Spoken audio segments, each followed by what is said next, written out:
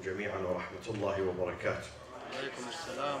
Before we begin Surat Younis, and we have 2 more weeks tonight and next Thursday, and we will conclude, inshallah, Surat Younis.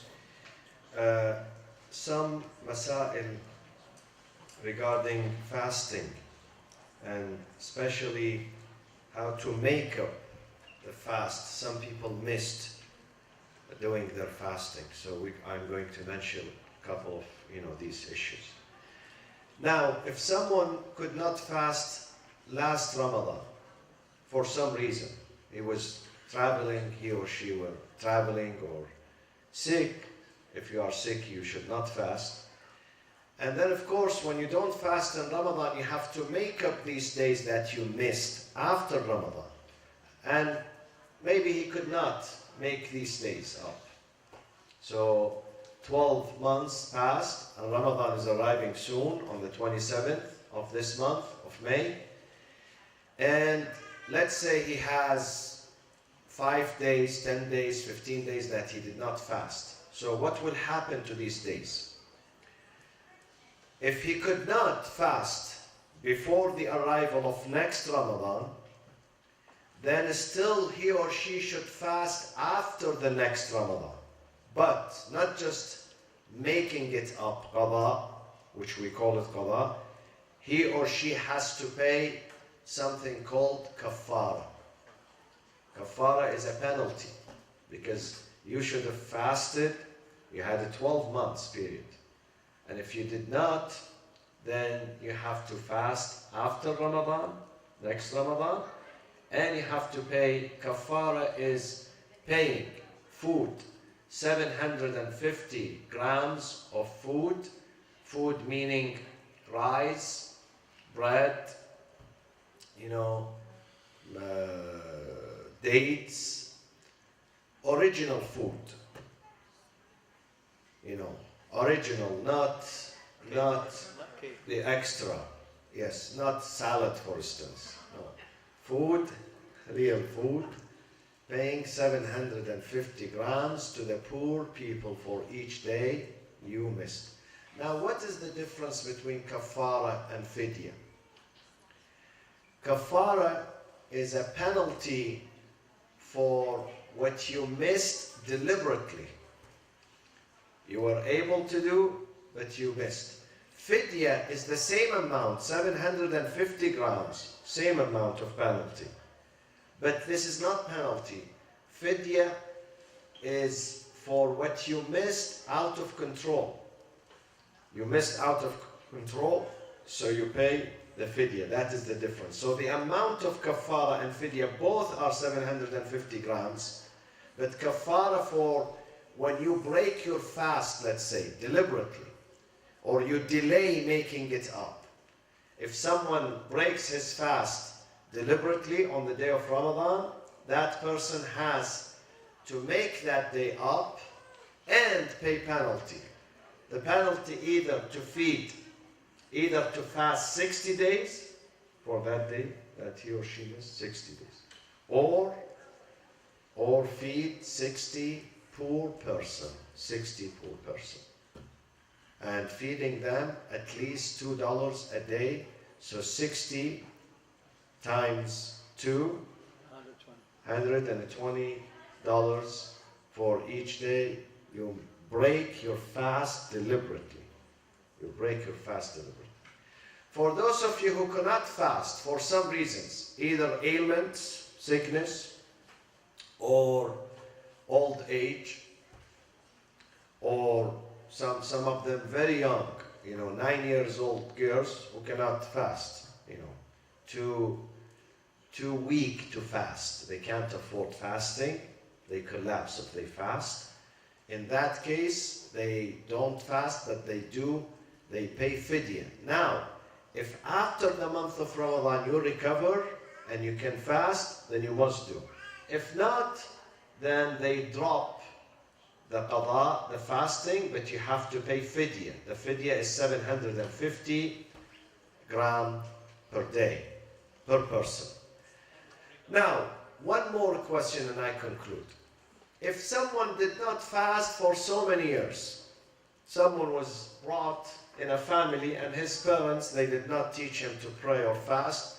Maybe until he reached the age of puberty. For boys is, 13 or 12, for girls is about 9. But he did not fast. They didn't ask him to fast. They didn't teach him to fast. Some people, they reach the age of 30 and 40 and 50 and they are still, alhamdulillah, young. They did not fast. Now he wakes up now. He wants to make up what he missed. In this case, that person should make up all these days that he missed, plus paying kafara for every day he missed. Paying kafara. Because he missed. Now, in one case, he would not be asked to pay kafara, which is penalty. If he or she thought at that time, at the time that he missed his prayers, that it was not wajib, mandatory on him to pray. The fasting, it was not mandatory on him to fast. If he or she thought that it's not wajib, in that case, he just make up the fasting. He does not pay penalty.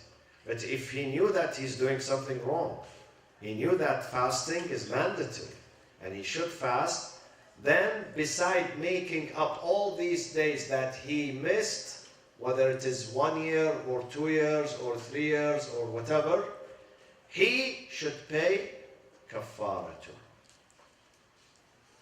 Okay? Is this clear? Do you have any question on qada? Making up the fasting, if you have, because some people, when Ramadan gets close, they want to make up the days that they missed. Now, if you are doing qada, let's say, tomorrow you are fasting because you missed 2 or 3 days from past Ramadan. Once you do the fasting of qada, making up, then after dhuhr, you cannot break your fast. It becomes like the month of Ramadan. If you break your fast before noon, then it's okay. But if noon, which is the adhan, let's say adhan is about 12:49 p.m. After that, if you break your fast, then you have to make up that day, of course, because you ruined that day, you did not finish that day, and you have to pay kafara, penalty too. After the adhan, after zawal, or after the noon time. Any questions? I'm going, inshallah, to, mention these masail again next Thursday. And by the way, for those who owe fasting, let's say they did not fast for several years of their life, can they do fasting which is mustahab, recommended in Rajab and Sha'ban? No, they cannot do, because they have to finish what they owe first. Once you finish what you owe, then you can do the mustahab or recommended fasting. But they can still get the thawab of fasting during Rajab and Sha'ban if they do their mandatory fasting, which is the qada, during these days of Rajab and Sha'ban. So inshallah they get the reward of the fasting of Rajab and Sha'ban. Plus they are doing their duty by making up what they missed. The rest of the masail, and if you have any other masail, I will mention them next Thursday. And inshallah the first week or 10 days in Ramadan, again I'm going to spend 7 to 10 minutes mentioning the masail and the issues of fasting during the month of Ramadan. Sallu ala Muhammadin wa ali Muhammad. Surat Younis, ayah 99 through 106. بسم الله الرحمن الرحيم الحمد لله رب العالمين والصلاة والسلام على سيدنا ونبينا وحبيب قلوبنا أبي القاسم المصطفى محمد وعلى أهل بيته الطيبين الطاهرين المعصومين الذين أذهب الله عنهم الرجس وطهرهم تطهيرا.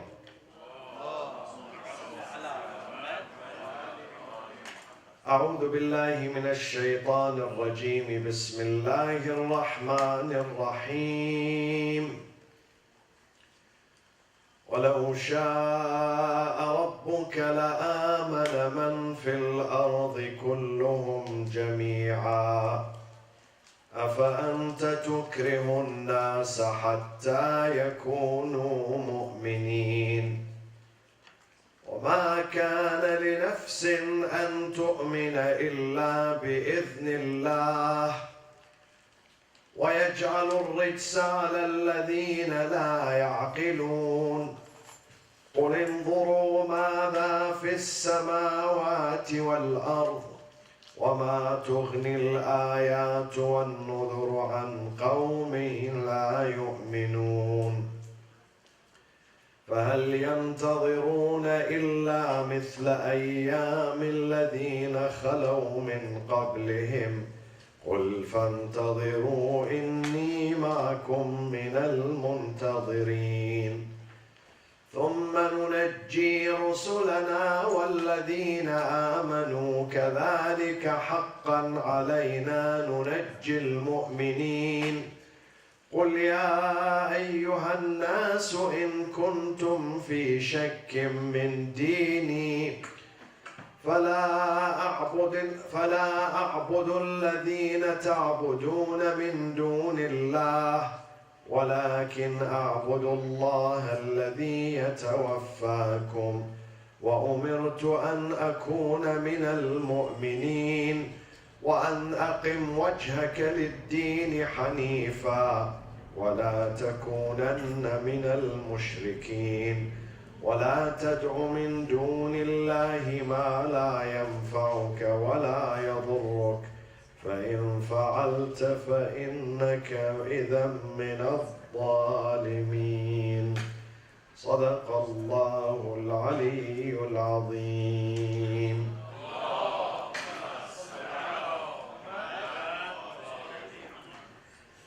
A very powerful verse in the Quran that reflects the spirit of freedom of religion in Islam. People oftentimes ask, do you have a freedom of religion in your religion, in your Islam? Can you believe in freedom of religion?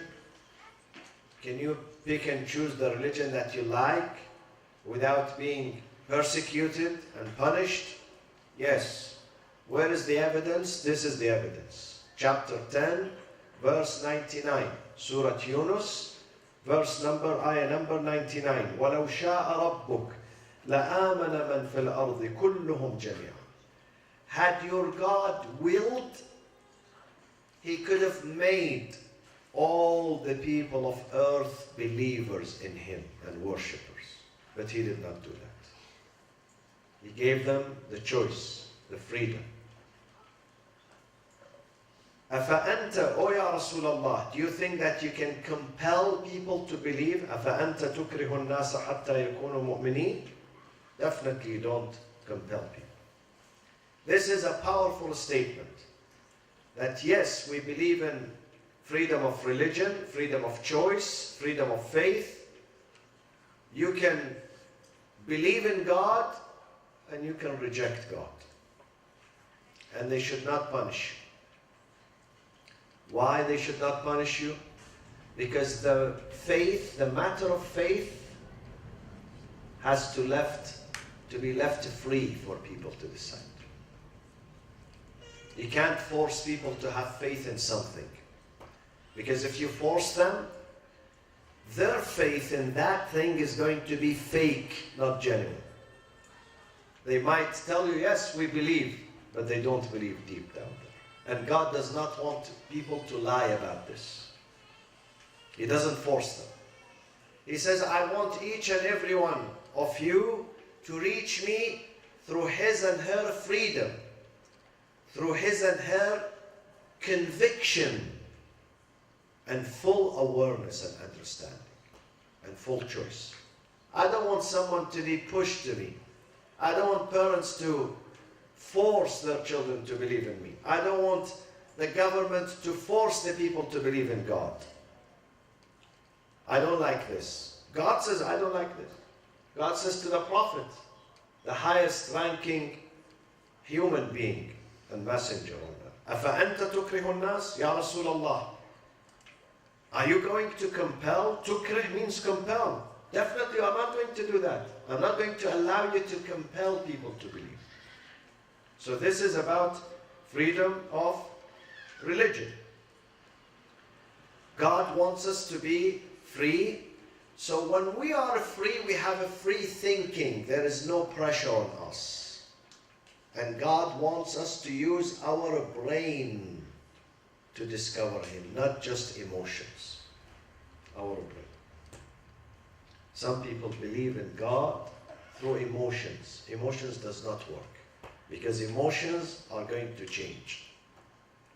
But when you believe in Him through your brain and reason, you are not going to change. You are going to be there forever. That's the difference between someone who believes through reason, intellectual conviction and understanding. This is how he embraces God and faith. And someone who's under emotional influence of her husband, her boyfriend, her neighbor, his teacher, his wife. God says these types of faiths do not work.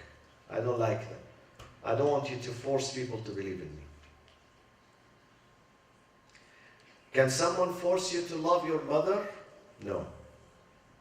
And if that person forces you, he's wrong. He's wrong because you are not going to love your mother by force. You are not going to love your father by force. You need to reach that conclusion yourself. The same thing with God.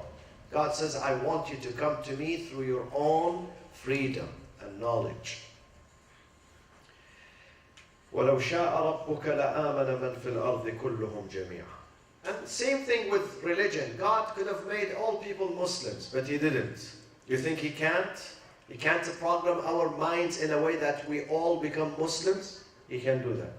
But He doesn't do that. He says, what's the point? If I program you, what's the point? You have done nothing. It's not a big deal for you. It's not a choice for you. And therefore you don't even deserve paradise. Because I programmed you. I forced you to come to me to accept Islam. I want you to discover Islam yourself. I don't want you to inherit Islam from your parents. That's the difference between inheriting Islam and discovering Islam. You know why some people their Islam is good and some people their Islam is bad? Those whose Islam is good, they discovered Islam. They embraced Islam through discovery and hard work. Those whose Islam is bad, it's only by name Muslims, but not character, they inherited Islam from their parents, from their families. That's the difference. We have to discover Islam. We have to know why we want to be Muslims. But to take it from my mother and my dad, not knowing why I'm Muslim, I always say this. The reason why people are Sunnis because they are born in Sunni families. The reason why most Shia are Shias because they are born in Shia families. It's a matter of birth, not a matter of choice. Maybe 0.5% they make a choice, 0.5%. The rest, they take religion from their forefathers. Only few who have the guts, the courage, the wisdom, the farsightedness to go and compare, make comparison between religions, and they study all schools of thought, and then they say, well, after 5 years, I made the choice. This is the right faith for me. This is the right madhab, school of thought. Very few, very few. Not even 1%.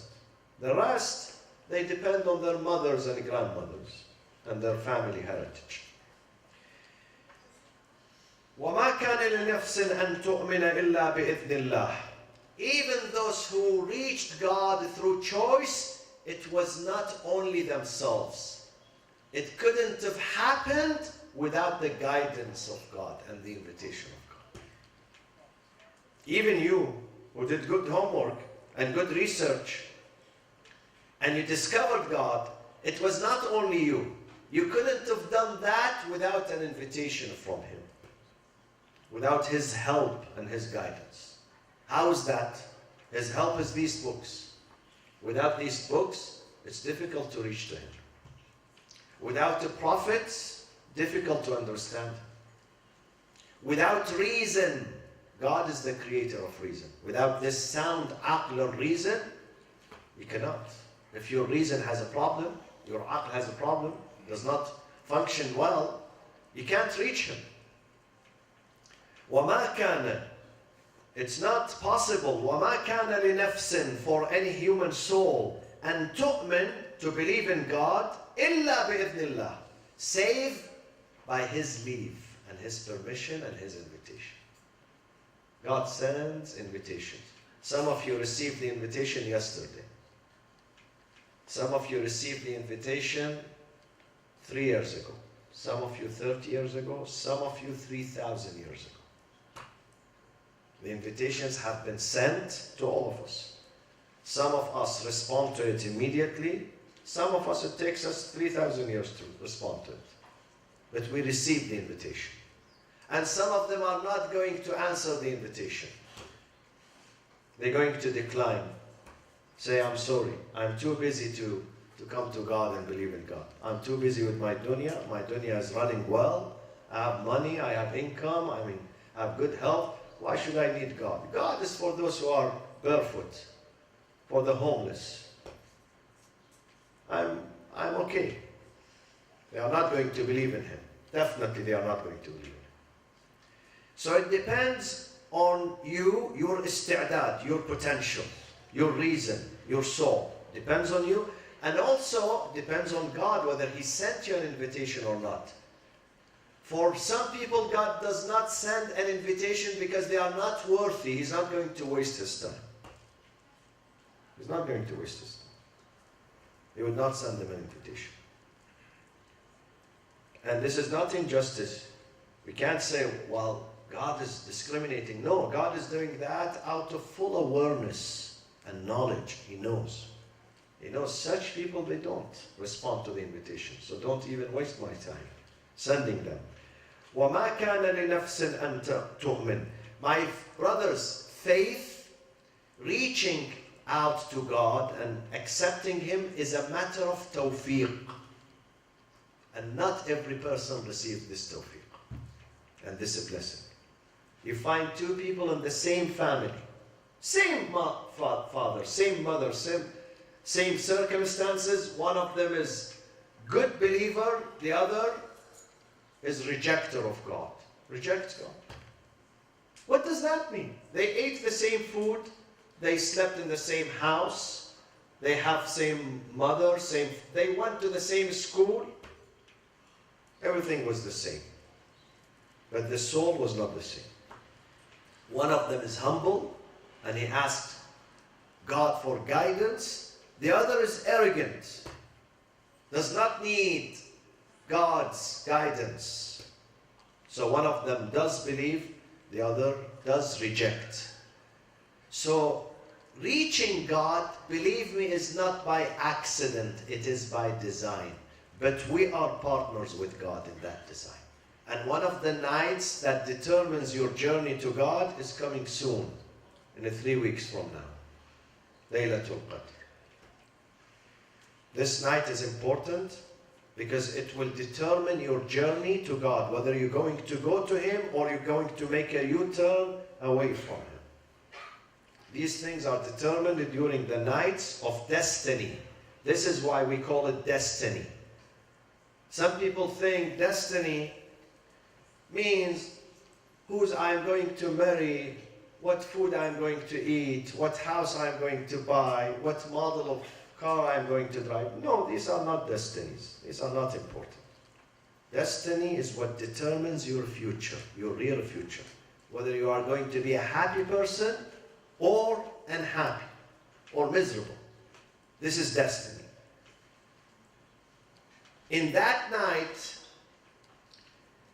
things are going to be determined. فِيهَا يُفْرَقُ كُلُّ أَمْرٍ حَكِيمٍ. Every important decision is going to be sorted out in that night, the night of Qadr. The most important thing is your journey to God, whether you're going to go to Him or away from Him. That is the most important decision that is going to be made that night. And God is not going to make that decision in isolation from you. No, no, no, no. He says we are partners. You work with me, let's work together on your fate, your destiny. I look at your heart. One areas that I examine your heart. I look at your intention. I look at your mind. I look at your aspirations. I consider all these things in determining your journey. If the heart is a pure, clean, you have good aspirations, you really need to serve, you are really looking for salvation, He's saying, I'm going to grant that to you. Not just amal, before deeds, He looks at the intentions too. And then our future is going to be drawn by Him and determined by Him on that night, the night of destiny. So, وَمَا كَانَ لِنَفْسٍ أَن تُؤْمِنَ إِلَّا بِإِذْنِ اللَّهِ. No soul can reach God without His green light, without His permission. وَيَجْعَلُ الرِّجْسَ عَلَى الَّذِينَ لَا يَعْقِلُونَ. And He lays defilement on those who do not use their mind. Why does He lay defilement?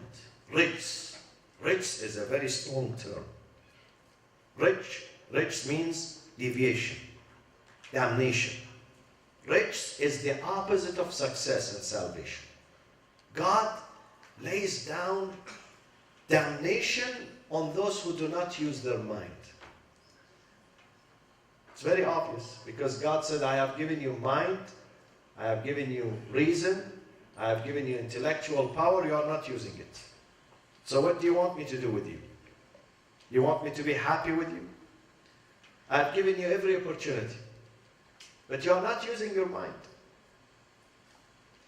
And in fact, those who do not use their mind, they are the ones who determine their fate. They are the ones. Though God is attributing this act to Him, but in reality it is them who chose this fate because they did not use their mind. So what does it mean to lay defilement on them? Is going to hit them with a rock or with what? No. Neither with rock nor physical punishment. The defilement here is what? Is a state of doubt and confusion that they are going to have in their life. They're going to live in permanent confusion. They are going to be confused. They don't know what to do with their life. That's the defilement. That's the punishment. He's not going to take the food away from them or their shelter or their car or their health or their business or their money. No, keep all these things. But you're going to remain in a state because you did not use your brain. Once you don't use your brain, you remain in a state of confusion. وَيَجْعَلُ الرِّجْسَ عَلَى الَّذِينَ لَا يَعْقِلُونَ. قُلْ انظُرُوا مَاذَا فِي السَّمَاوَاتِ وَالْأَرْضِ. Do you want to find God? Some people say, okay, I believe. Show me where is God. Where is God? You can see God in everything around you. They came to a scholar one day, someone came to him. He said to that scholar, can you give me a proof that God exists? The scholar said, okay. He did not tell him about, look at the stars, look at the galaxies, look at the sun, the moon. No. He had next to him a small leaf, mulberry leaf. You know mulberry? Huh? Waraqat al-tut. Mulberry. Who knows mulberry?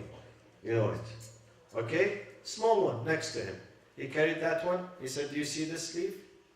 This leaf, if this leaf is consumed by silkworm, produces what? It will produce silk. The same leaf, if it is consumed by a bee, it will produce what? Honey.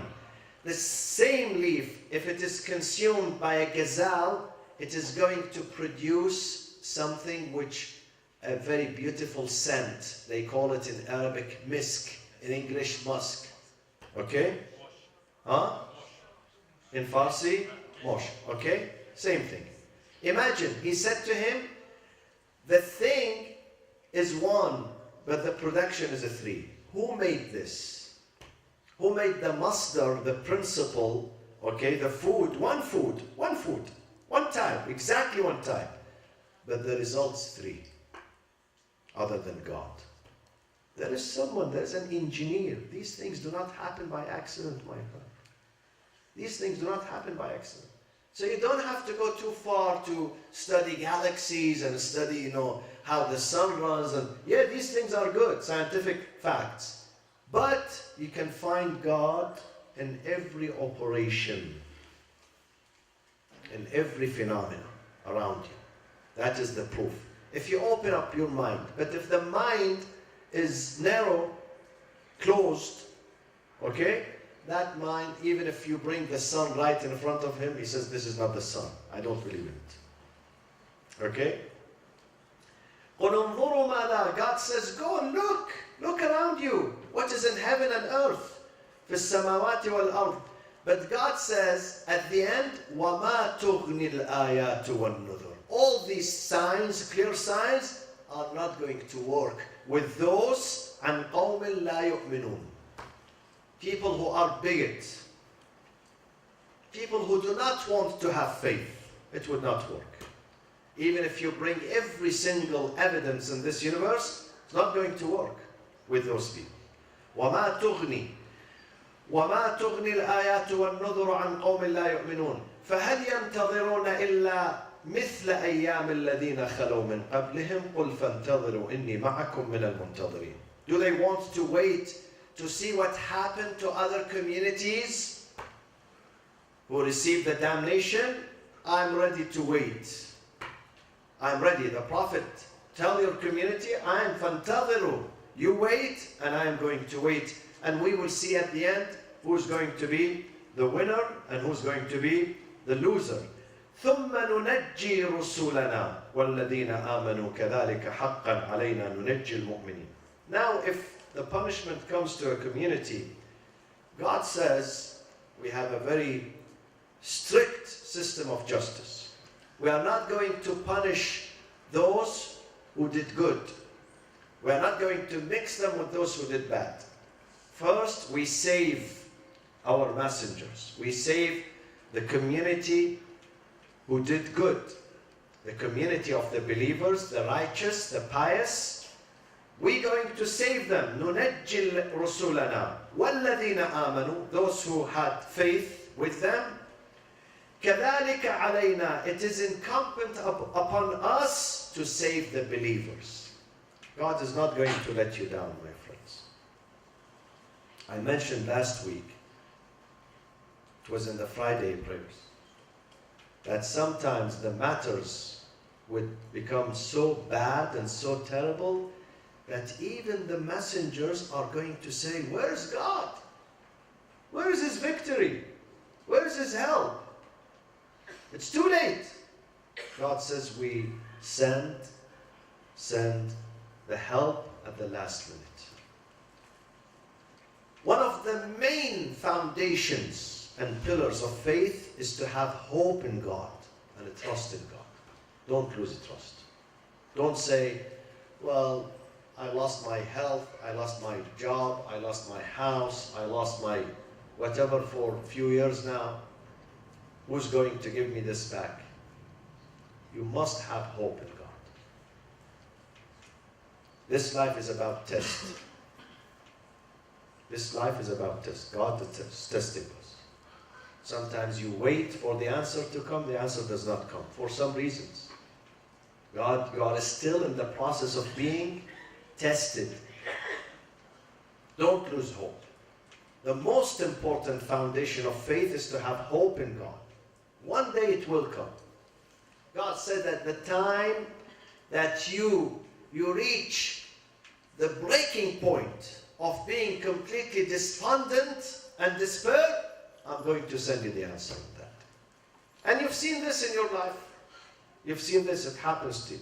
Sometimes you don't have money, for a few days. And on that particular day, you really need the money. Otherwise, you're going to collapse. You're going to go crazy. And God will send you the money that day, that last minute. God will send you, restore your health that last minute. God would answer the call last minute. It is about test. And these things happen to us so we don't take God for granted. Amir al-Mu'mineen says, God wants you to keep praying. Because if He gives you everything, you will stop praying. But God wants you to pray for Him every day. Every day. Because once we feel we don't need God anymore, today I have food, I have shelter, I have security, that day I'm not going to pray. This is how we are. This is our nature, the nature of humans. God wants you to pray. God wants you to remember Him. ثم كذلك حقا علينا ننجي المؤمنين قل يا أيها الناس إن كنتم في شك من ديني فلا أعبد الذين تعبدون من دون الله ولكن أعبد الله الذي يتوفاكم وأمرت أن أكون من المؤمنين. Quraysh, they had hope that Muhammad, this messenger, one day he will get tired. We keep rejecting him. One day he will get tired. Nobody is believing him. So he will shut down his business. He will say, I quit. Nobody believed in me. God was telling to his prophet, Ya Rasulullah, O Muhammad, tell your community, tell Quraysh that if you have doubt that one day I am going to give up, you are losers. You are living in an illusion. I'm not going to have that doubt. And I'm not going to worship your idols. I worship none but فَلَا أَعْبُدُ الَّذِينَ تَعْبُدُونَ مِن دُونِ اللَّهِ. The idols that you worship beside God, I'm not going to do that. وَلَكِنْ أَعْبُدُ اللَّهِ. But I'm going only to serve God and worship God. الَّذِي يَتَوَفَّاكُمْ. God is who is going to receive your souls at the time of death. The one who receives the souls, Allahu yatawaffa al-anfus, at the time of death. He receives every soul. The only soul that survives, nobody can receive that soul, is His soul. That's the difference between us and God. This is one difference. There are thousands of differences. This is one. That we all die, but God does not die. And He's going to receive our souls. وَأَنْ أَقِمْ وَجْهَكَ لِلدِّينِ حَنِيفًا. Make your face straight. Hanifan. In fact, Hanif in Arabic literature, it's diverted. It's not straight. Diverted from what? From batil. From deviation and polytheism, shirk. Hanif. So if someone diverts, avoids, averts polytheism, he's going to reach into what? Monotheism. وَأَنْ أَقِمْ وَجْهَكَ لِلدِّينِ حَنِيفًا وَلَا تَكُونَنَّ مِنَ الْمُشْرِكِينَ. And then let me conclude with this. This is very important verse, 106. وَلَا تَدْعُ مِن دُونِ اللَّهِ. Do not. Tad'u in this context is not to call upon. So what is it then? It is not to worship. Do not worship other than God. Some people say that the Shia, they worship Ali. They worship Hussein. They worship their imams. But this is not right. This is ignorance. Nobody worshipped Ali or Hussein or even the Prophet, who is greater than Ali and Hussein. Nobody. We worship God. And we worship only God and none but God. So what is the job of Muhammad and Ali and Hussein and Fatima and those imams? Those are gates to God.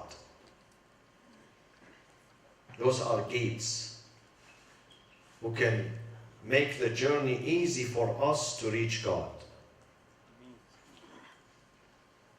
These are means, not goals. The goal is God. And then if you notice in the Quran, there is a difference between polytheism and monotheism. One word. The difference is one word only. One word. Polytheism is min dunillah, other than God. This is polytheism. You put those people beside God, or you put God aside and you worship the idols or people. Okay? What is then monotheism in the Quran? Bi'idhnillah.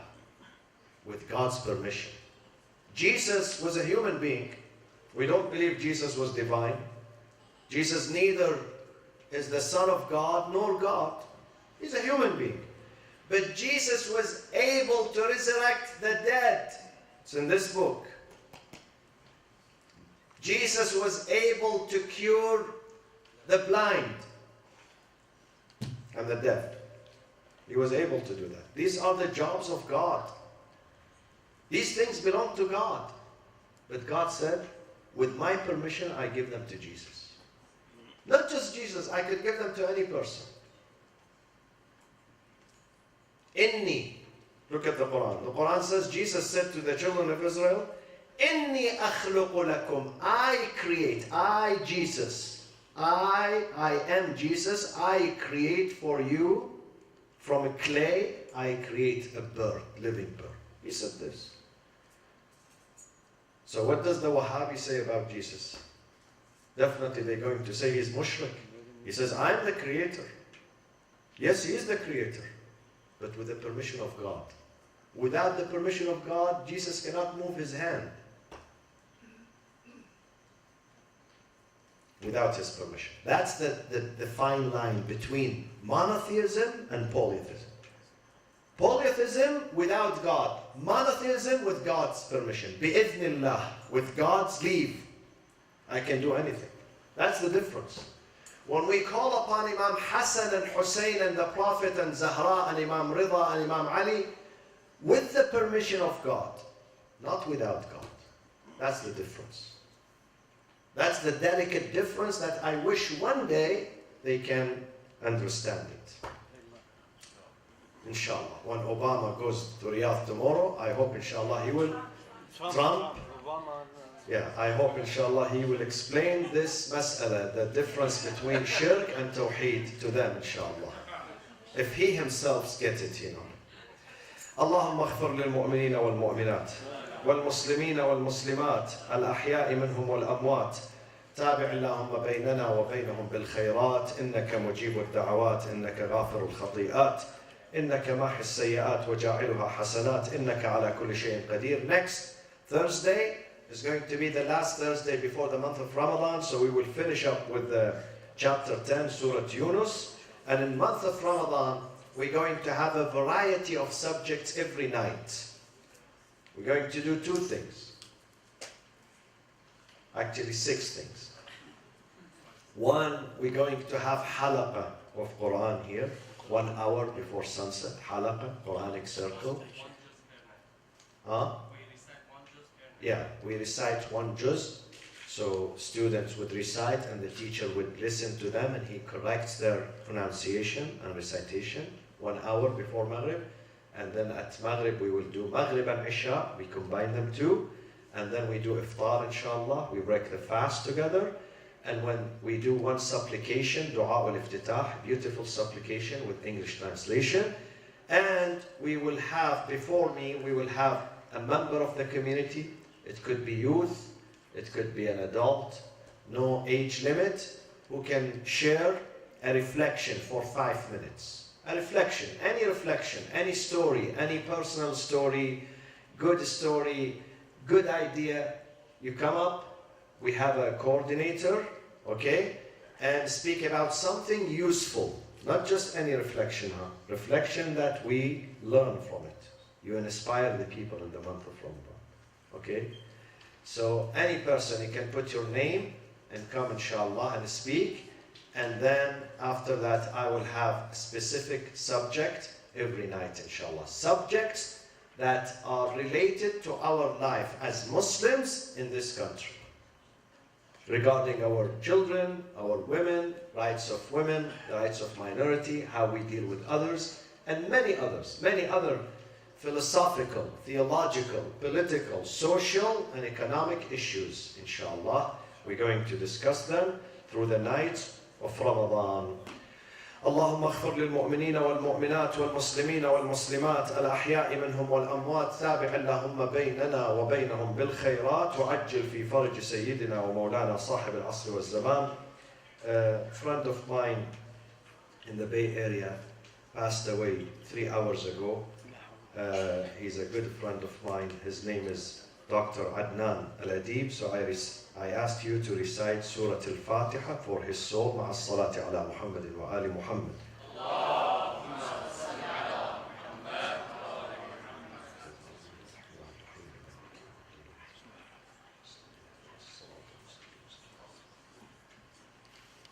Salat al-Jumu'ah at 1 p.m. tomorrow, inshallah. Thank you.